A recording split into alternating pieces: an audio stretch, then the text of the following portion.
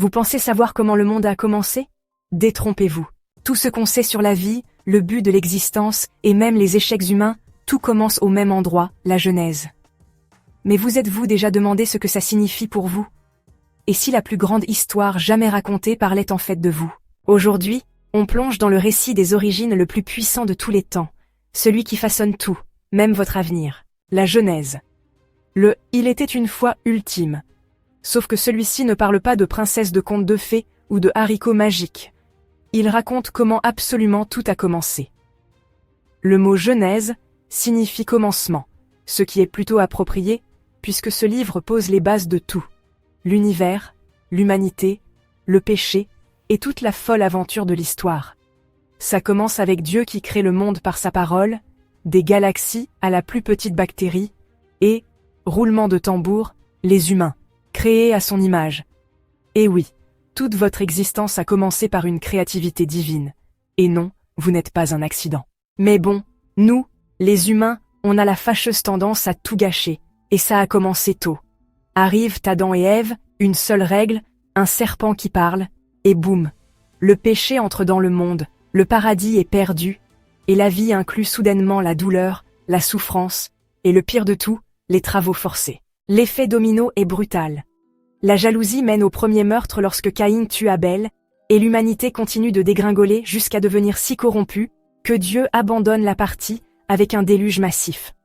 Arrive Noé, le seul gars que Dieu décide de sauver, avec sa famille et une arche pleine d'animaux. Une fois les eaux retirées, Dieu promet de ne plus jamais inonder le monde comme ça, scellant le pacte avec un arc-en-ciel, un pur moment de détente divine. À partir de là, l'histoire se concentre sur un homme, Abraham. Dieu l'appelle à quitter sa maison, promettant de faire de ses descendants une grande nation qui bénira le monde entier.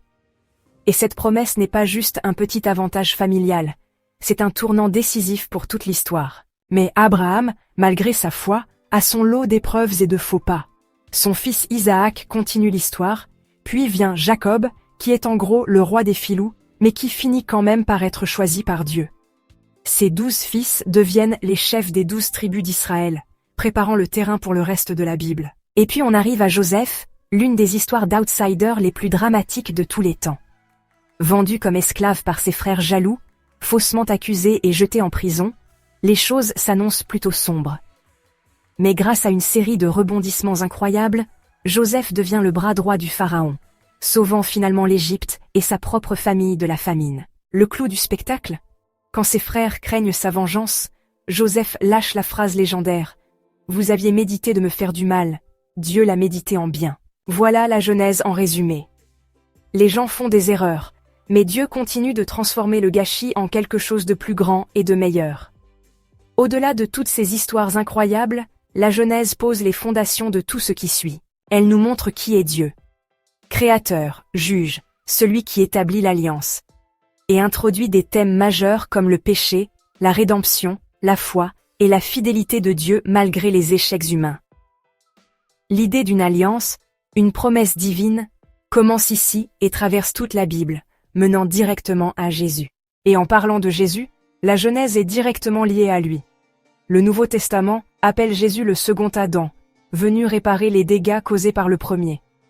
Paul se réfère constamment à la foi d'Abraham comme modèle de salut, montrant que la justice a toujours été une question de confiance en Dieu, et pas seulement de suivre des règles. Et cette promesse que Dieu a faite à Abraham de bénir toutes les nations? Elle trouve son accomplissement ultime en Jésus, qui apporte le salut au monde entier. La Genèse n'est pas juste une collection de vieilles histoires, c'est le fondement de toute la Bible, répondant aux plus grandes questions de la vie. D'où venons-nous, pourquoi le monde est brisé, et comment Dieu le reconstruit. Au commencement, Dieu créa les cieux et la terre. Jusqu'aux dernières paroles d'espoir de Joseph, la Genèse prépare le terrain pour tout. Et le meilleur dans tout ça?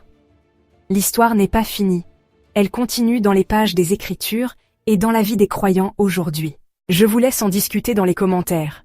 Si vous pouviez assister à n'importe quel événement de la Genèse, quel serait-il et pourquoi?